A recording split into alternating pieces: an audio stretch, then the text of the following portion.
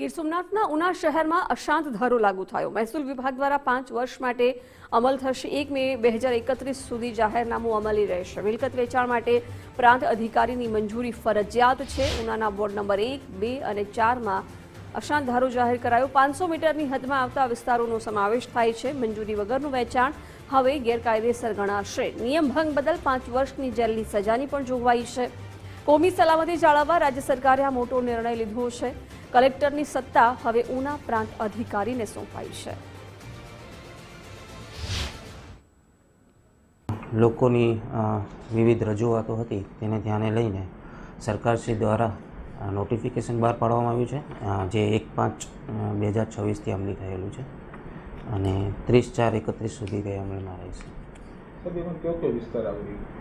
મુખ્ય વિસ્તાર તુલસીધામ સોસાયટી છે, તે ઉપરાંત ગોલ્ડન સોસાયટી, MK પાર્ક, સહજાનંદનગર વગેરે અલગ અલગ વિસ્તારો એમાં સામેલ છે। શામળાજી સહિત 2023માં જે તુલસીધામ સોસાયટી છે, જે આપણા સંપૂર્ણ હિન્દુ વિસ્તાર હતો, ત્યાં વિધર્મીઓ દ્વારા સૌપ્રથમ એક મકાન લેવામાં આવ્યું। ત્યારબાદ ધીરે ધીરે કરીને આ લોકો દ્વારા ઊંચા કિંમતના જે મકાનો હતા એ સસ્તા ભાવમાં લેવાનું ચાલુ થયું। અને રોકવા માટે આપણે કંઈક ને કંઈક અશાંત ધારો લાવવો પડશે। એના માટે પછી અમે 2023માં નક્કી કર્યું કે ભાઈ આપણે પ્રાંત કચેરીએ આવેદન આપશું, મામલતદાર કચેરીએ આવેદન આપશું, ઉનાના ધારાસભ્યશ્રીને આવેદન આપશું અને એવી માગણી કરીશું ગુજરાત સરકાર પાસે કે ઉનામાં વહેલામાં વહેલા અશાંત ધારો લાગુ પડે। અને જે અશાંત ધારો અત્યારે 2026માં ગુજરાત સરકારશ્રી દ્વારા લાગુ થયો છે